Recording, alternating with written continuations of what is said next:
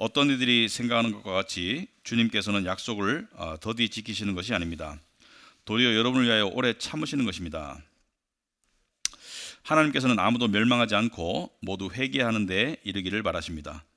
그러나 주님의 날은 도둑같이 올 것입니다.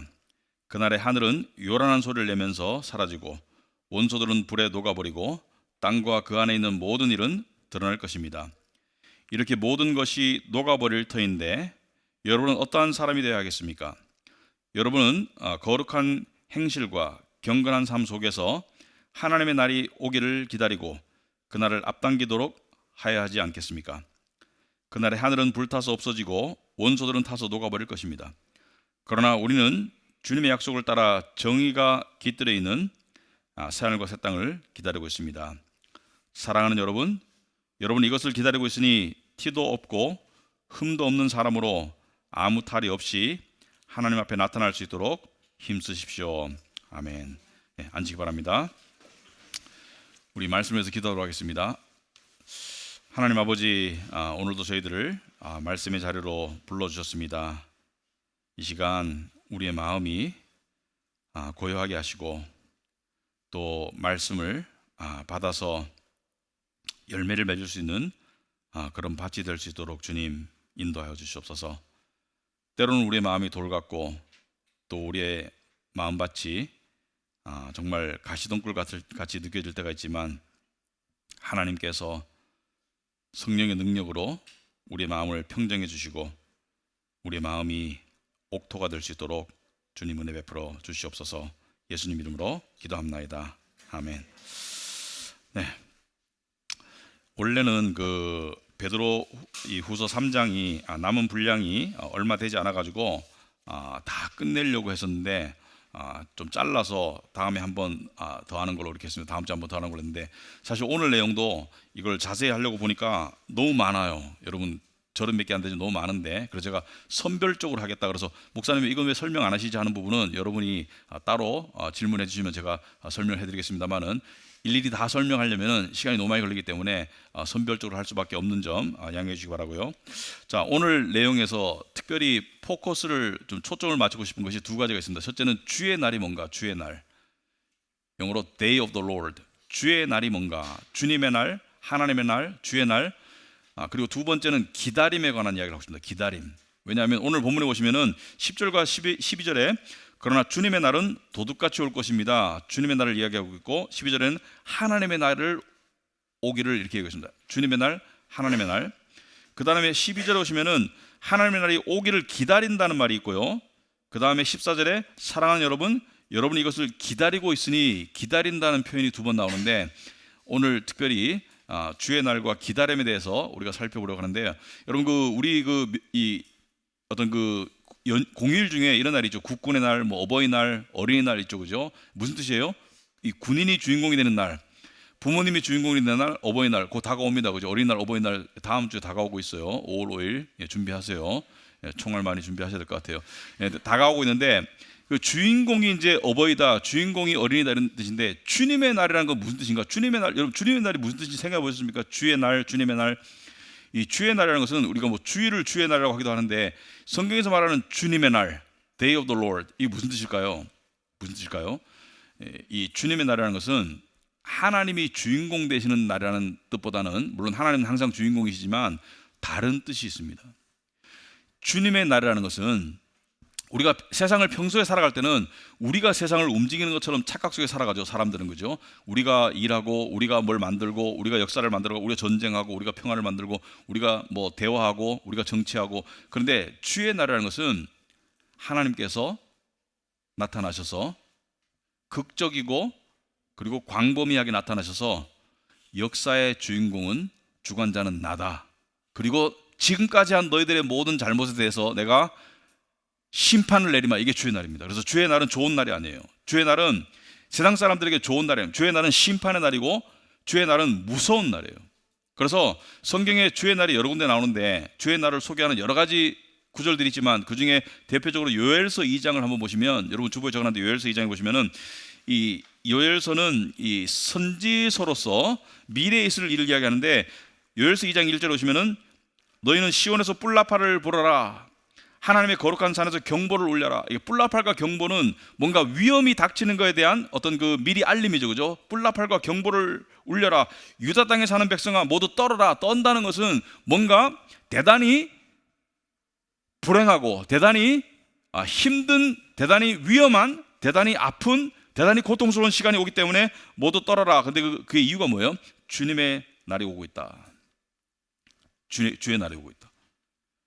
요엘서 나머지를 다 읽어보시면은 하나님이 세상을 불로 심판할 것을 요엘서 이야기하고 있거든요.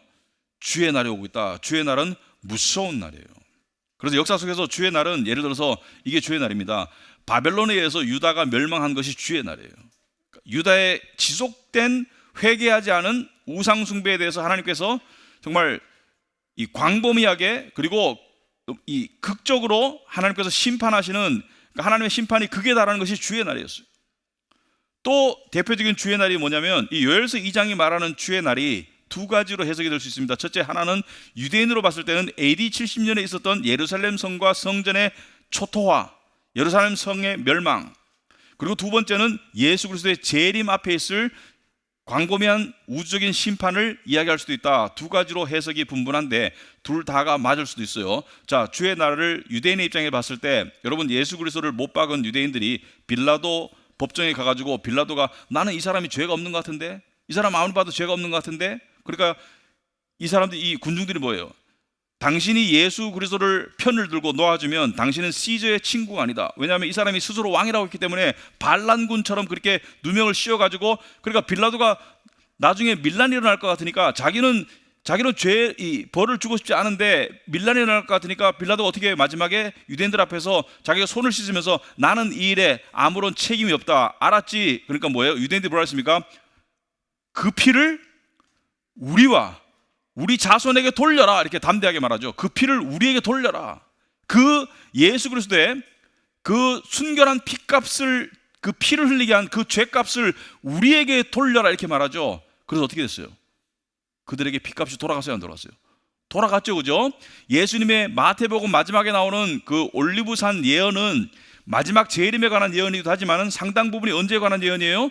AD 70년에 예루살렘과 또 예루살렘 안에 성전이 초토화되고, 그때 6월절이라 가지고 100수십만 명의 유대인들이 그 예루살렘 성에 모였는데 도간에 든 쥐처럼 돼가지고 다 몰살을 당합니다. 그리고 예루살렘 성이 무너지고요. 그리고 성전 예배가 끝나고 그 뒤에 제3성전은 지어지지 않아요. 그것이 주의 날이었습니다. 주께서 찾아오셔서 세상을 심판하시는 것이 주의 날이에요. 그러면 여기 지금 사도 베드로가 죽음을 앞두고, 순교를 앞두고 자기 죽음 뒤에 남을 성도들에게 말하는 주의 날은 언제를 말하는가? 이건 재림의 주의 날을 말합니다. 여러분, 순서적으로 보면은 주의 날이 있고 재림이 있어요. 그러니까 거의 동시다발인데 마지막에 재림을 통해서 공중 들림 받기 전에 주의 심판이 먼저 임합니다, 이 땅에. 그러니까 심판이 땅에 임하면서 재림이 있어서 믿는 자들은 공중에 들림을 받는데, 그래서 주의 날과 재림이 거의 동시에 일어나요. 거의 동시에. 그러므로 세상은 주의 날이 반갑지가 않겠죠. 그러나 믿는 자들은 왜 이렇게 주의 날을 기다릴까? 왜 이렇게 기다릴까? 여러분 오늘 본문에 보시면은, 그러나 주님의 날은 도둑같이 올 것입니다. 하나님의 날이 오기를 12절에 기다리라 이렇게 말하고 있죠. 근데 왜 초대교회 교인들은 주님의 날에 대해서 그렇게 관심이 많았고, 사도 베드로는 지난 시간에도 다가올 심판과 재림에 관해서 이야기했고, 오늘 또 주님의 날이 올 것을 이야기하고 있는데 기다려라 왜 그럴까? 여러분, 이것은 그 당시의 상황을 이해를 해야 돼요. 여러분이 뭔가를 간절히 기다릴 때는 그러한 이유가 있는 것입니다. 여러분, 지금 우리가 주의 날을 간절히 기다리나요? 사실은 초대교회 교인만큼 간절함이 없습니다. 왜 그런가? 왜냐하면 우리의 믿음의 문제도 있겠지만 상황의 문제도 있습니다. 당시의 초대교회 교인들은 엄청난 박해와 엄청난 차별과 그리고 엄청난 위험과 엄청난 조롱에 시달리며 살았죠, 그죠? 여러분, 지금 사도 베드로 자신도 어떻게 돼요? 사도 베드로 자신도 지금 십자가에 못 박혀서 순교를 앞두고 있고요. 그리고 당시에 여러 가지 박해가 있었지만 가장 대표적이고 가장 이 광범위한 박해는 네로 황제 아시죠? 네로 황제. 여러분 그 네로 황제라는 이름은 잘 알 거예요. 네로 황제 유명한 왕인데 유명하다 보니까 되게 오래 살았다고 생각하는데 이 젊었을 때 단명하고 재위 기간도 짧아요. 네로 황제가. 근데 네로 황제가 어떤 일을 했냐면은 AD 64년에 그러니까 아마 이때 사도 베드로도 그 당시에 순교한 것 같아요. 64년에 로마에 대화재가 발생하죠. 대화재가 발생해가지고, 그러니까 시골이 아니고 도시인데 가옥과 건물들이 거의 막 전소됐어요. 그래서 엄청난 큰 화재가 발생했는데, 여러분 화재가 발생하면 민심이 흉흉하죠. 그럼 민심을 잡아야 되잖아요, 그죠? 정치인들은. 근데 흉흉하고 분노한 민심을 어떻게 네로 황제가 오도했냐면 그리스도인들이 방화를 했다. 그리스도인들이 로마에 불을 질렀다. 그래가지고 그때부터 그리스도인들을 색출해가지고 무슨 쥐잡듯이 색출해가지고 그리스도인들을 죽이고 감옥에 가두고, 이것이 네로 황제에 의한 박해입니다. 근데 로마의 역사학자 타시터스라는 사람에 의하면은 사실은 방화의 진범은 네로 황제일 가망이 많다 이렇게 얘기합니다. 네로 황제가 광기가 있었어요. 광기가 있었는데 광기가 있었기 때문에 그런 광기적인 일을 했고, 그리고 재위 기간도 짧았고 단명했고, 그런데 네로 황제는 아무튼 간에 역사 속에서 그 방화의 이 방화범을 그리스도인이라고 한 나머지 분노한 군중과 로마 시민들이 그리스도인들 색출에 나섰고요. 이것이 광범위하고 대대적인 1차 핍박이었습니다. 그래가지고 많은 사람들이 잡혀서 죽었고 감옥에 갔고, 그리고 심지어 재산을 몰수당했는데, 당시에 그 있었던 일을 그 그림을 보면 그리스도인을 잡아가지고 너네 십자가 좋아하지? 십자가에 매달았어요. 그리고 거기다 기름을 부었어요. 기름을 부어가지고 불을 붙여가지고 밤에 가로등으로 썼어요. 그러니까 화재로 전소된 로마가 깜깜할 거 아니에요. 거기 가로등이 필요하니까 십자가에 그리스도인을 못 박아가지고 거기다 기름을 부어가지고 인간 가로등으로 만들어 써가지고 수많은 시체들이 그렇게 홀월 타서 죽었을 때가 네로 황제의 박해입니다. 여러분, 만약 여러분들이 그 시대를 살고 있다고 생각해 보세요. 여러분들이 지금 그 시대의 교인이라고 생각해 보세요. 로마 제국 전체에 지금 박해가 있었고요. 그리고 거기에 관한 기록이 히브리서 10장 32절에 성경 군데군데 나오지만 히브리서 10장 32절에 이렇게 나오죠. 여러분은 빛을 받은 뒤에 고난의 싸움을 많이 견디어낸 그 처음 시절을 되새기십시오. 박해가 있은 지 좀 된 것 같아요. 여러분 때로는 모욕과 환난을 당하여 구경거리가 되기도 하고 그런 처지에 놓인 사람들의 친구가 되기도 하였습니다. 여러분이 직접 당했거나 여러분 친구들이 그런 일들을 당했었습니다. 34절에 여러분은 감옥에 갇힌 사람들과 고통을 함께 나누었고, 여기서 감옥은 무슨 절도범으로 간 게 아니라 신앙인이었기 때문에, 그리스도인이었기 때문에 감옥에 갔다는 얘기를 하고 있고요. 또한 자기 소유를 빼앗기는 일이 있어도 그보다 더 좋고 더 영구한 재산이 있다는 것을 알고서 그런 일을 기쁘게 당하였습니다. 재산을 빼앗기기도 했는데 그것을 기꺼이 당한 이유는 뭐예요? 어쩔 수 없기도 했지만은 더 좋은 재산, 더 영구한 재산, 천국의 소망을 두고 있었기 때문에 재산 몰수도 기꺼이 당하지 않았습니까? 자, 종합적으로 보면 만약에 여러분에게 와가지고 여러분 친구가 감옥에 갇히고 또 죽임을 당하고 원형 경기장에 내몰려서 짐승에게 뜩 찢겨 죽고 또 여러분 재산을 몰수당하고, 여러분 그러면 신앙이 어떻게 될까요? 역사 속에서 보면 교회를 향한 세상에 화해의 제스처가 있을 때는 교회가 영적으로 죽었습니다.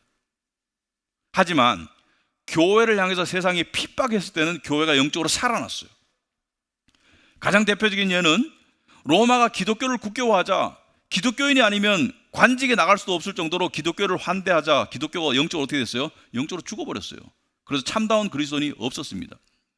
그러나 교회에 박해가 있었던 초대교회라든지 중세 말이라든지 그럴 때 박해가 있을 때는 교회가 어떻게 돼요? 들불처럼 살아났어요. 왜? 진정한 신앙은 박해가 주어졌을 때 그때 빛을 발하기 때문에.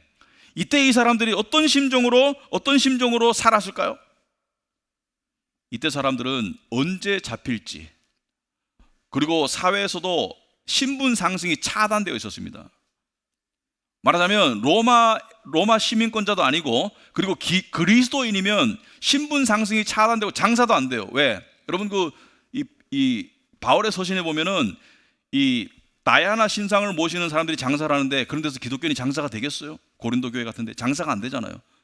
그러니까 재산 형성도 안 돼, 있는 재산도 빼앗겨, 그러니까 세상에서 너무 힘드니까 이들이 두 가지가 있었죠. 첫째는 지하에서 교회를 했어요.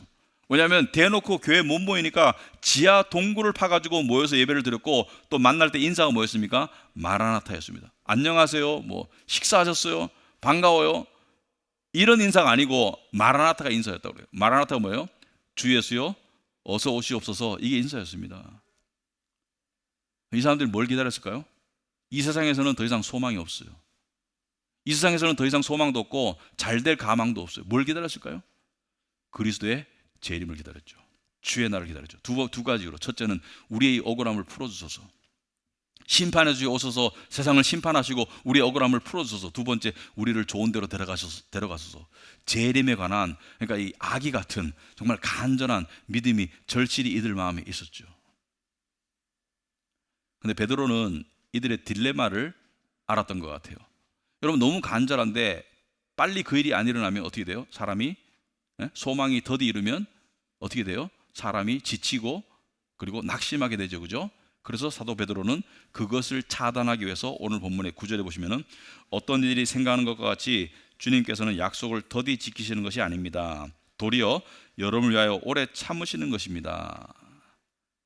주님께서 더디 오신다고 너무 낙심하거나 의심하지 말아라 라고 이렇게 차단하고 있어요.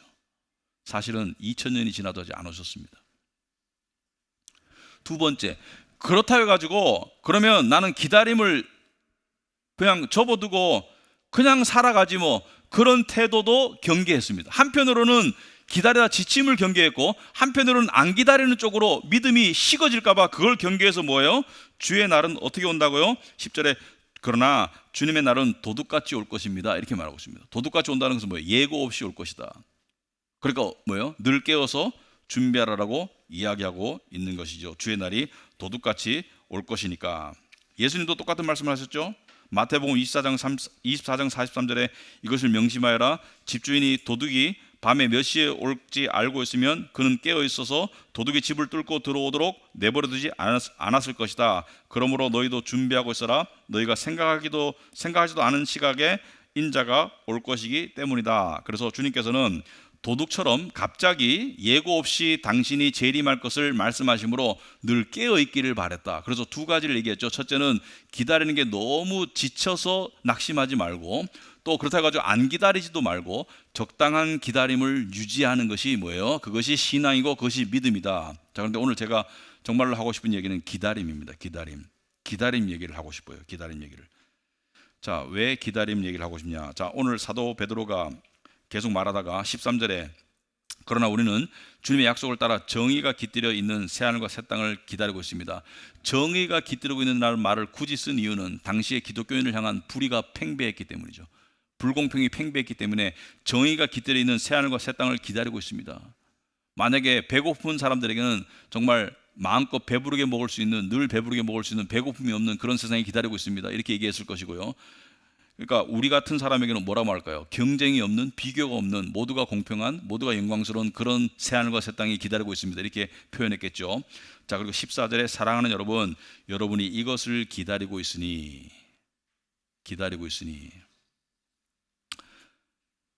내가 신앙인으로서 살아있느냐 아니냐를 측정할 수 있는, 자가 진단할 수 있는 방법 중에 하나가 이것입니다.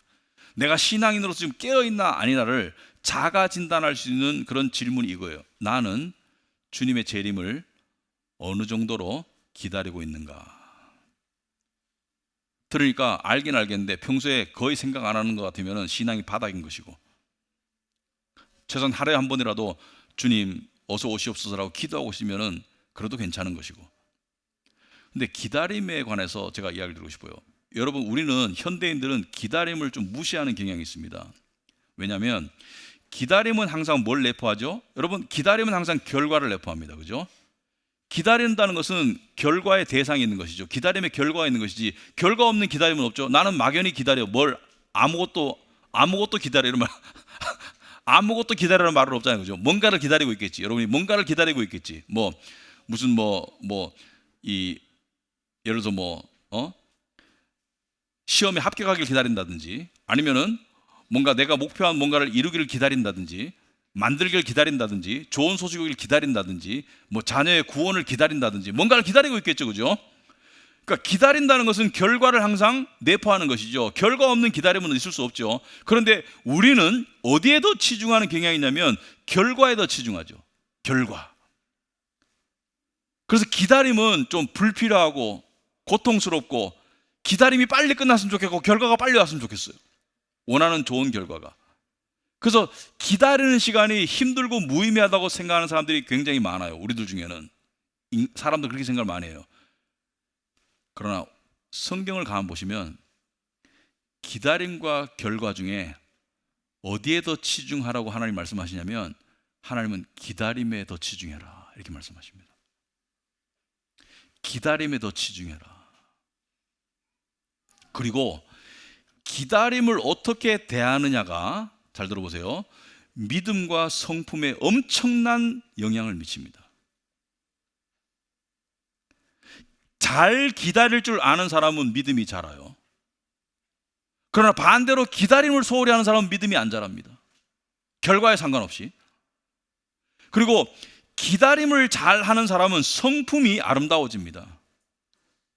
인내가 생기고 참을성이 생기고 영혼이 깊어지고, 기다림은 사람을 아름답게 가꾸는 그런 어떤 묘한 힘이 있어요. 특히 힘든 기다림.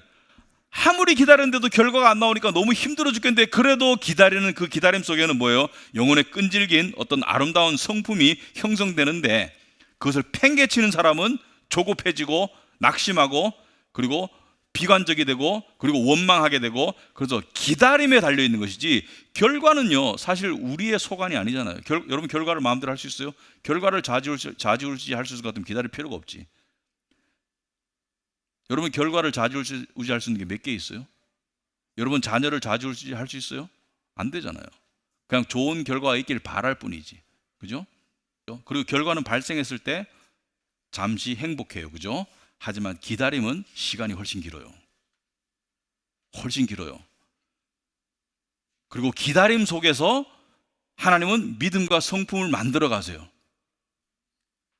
예를 들어서 세상에도 기다림의 가치를 부여하는 것들이 있습니다. 그래서 망부석 되고 싶은 사람 없을 거예요.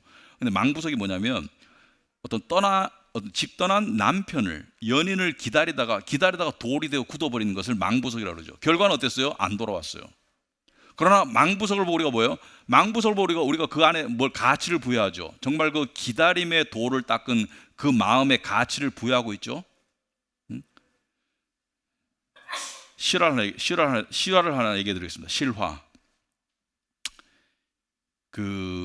2019년에, 지금부터 6년 전쯤에, 아마 그때 그 북미 회담이 있을 때였던 것 같아요. 베트남에서 아주 순회보가 하나 들려왔습니다. 어떤 순회보냐면, 1971년에 베트남 남성이 북한으로 유학을 가요.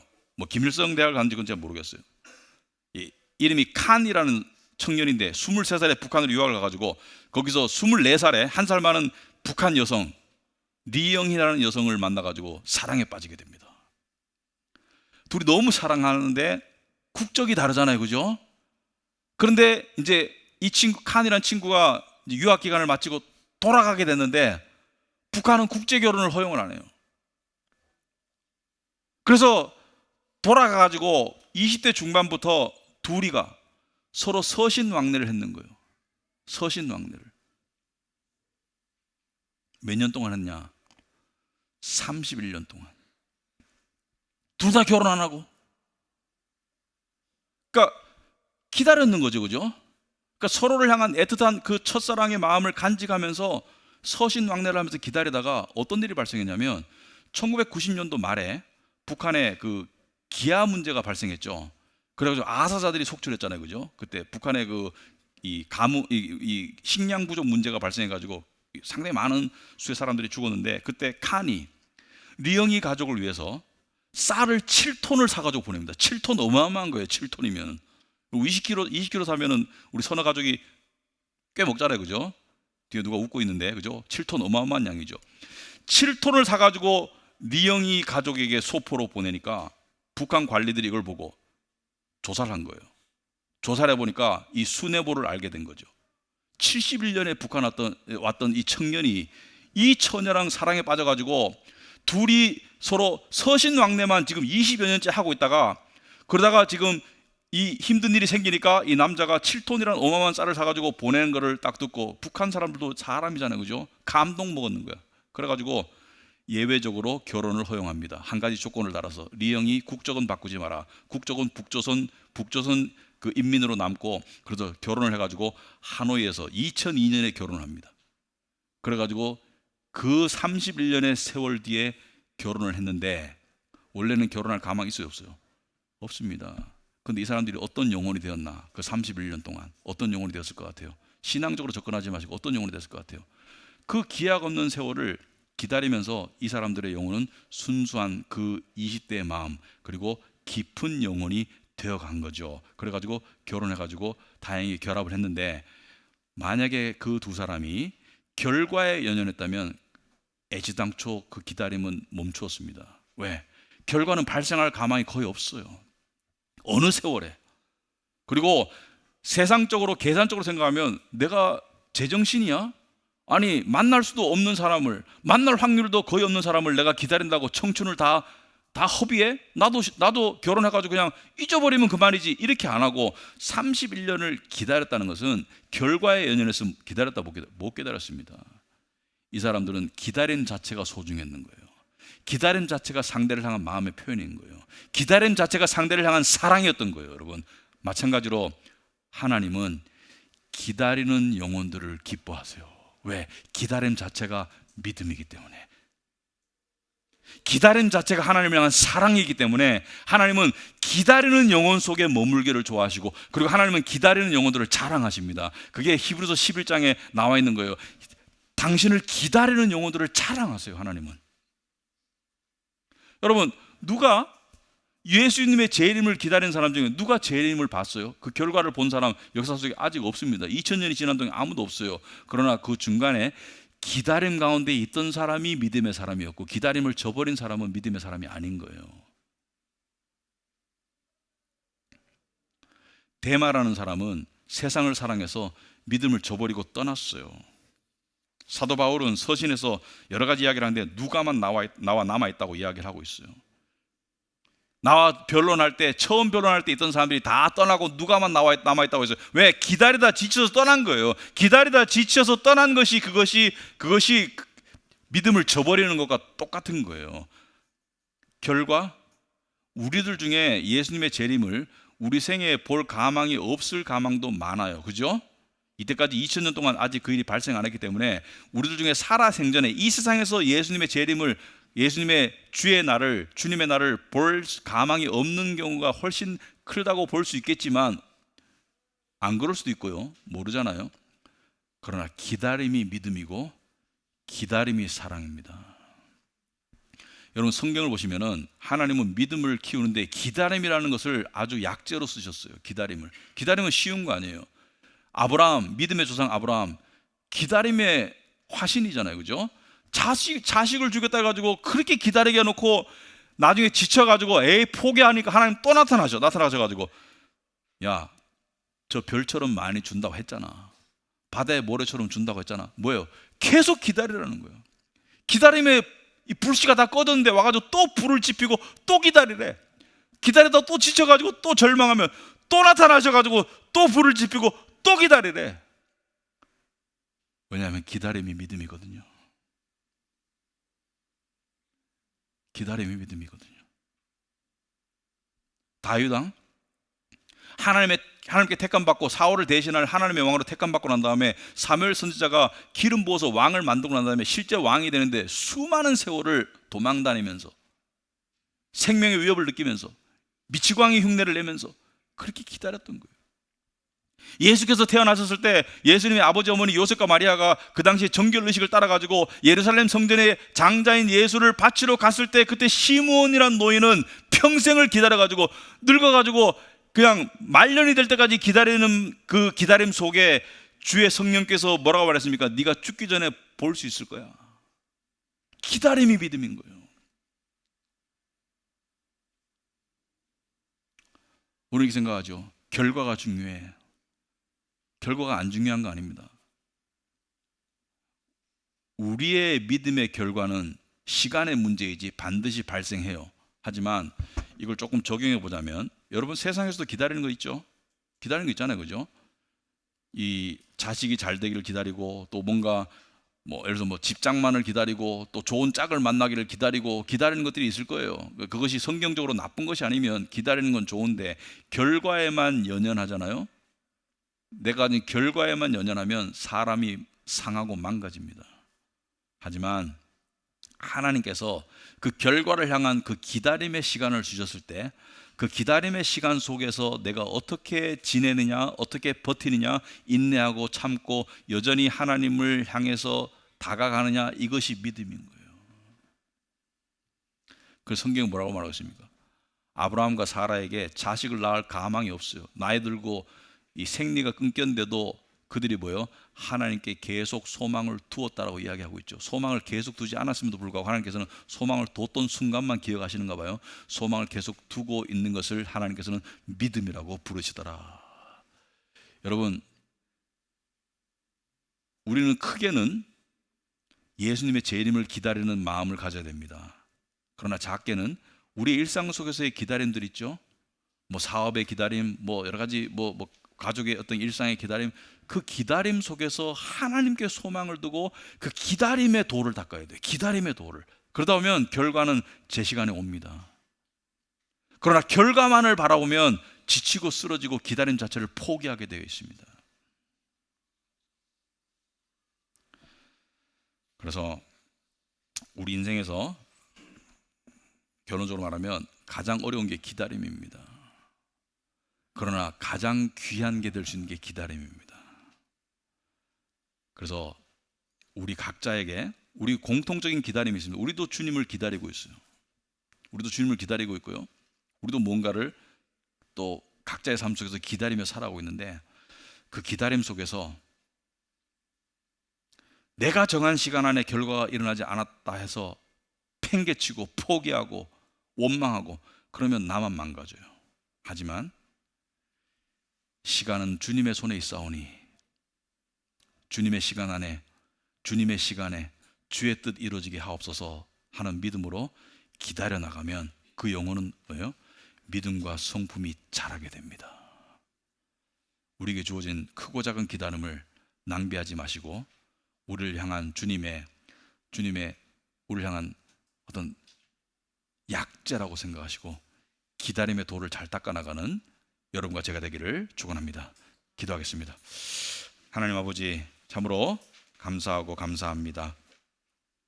하나님 은혜가 저희들에게 믿음을 가르치고, 또 그 믿음을 가르치는 방법이 우리의 기다림을 통해서 우리에게 믿음을 가르치시고, 우리에게 인내를 가르치시고, 우리에게 여러 가지 성품의 변화를 이루신다고 생각합니다. 하나님 아버지, 우리는 조급하고 또 때로는 너무 시간이 더디다고 생각하면서 스스로 낙심하고 넘어질 때가 있지만, 하나님께서는 하박국의 말씀처럼 더디 이룬다고 해서 안 이루어지는 게 아니라 비전은 반드시 이루어진다고 하였습니다. 우리의 모든 기다림에는 반드시 결과가 있을 것입니다. 결과만을 너무 바라보기 때문에 넘어지지 말게 하시고, 결과는 슬쩍슬쩍 보면서 기다림에 더 집중하는 저희들의 삶의 지혜가 있을 수 있도록 주님 도와주시옵소서. 예수님 이름으로 기도합나이다. 아멘.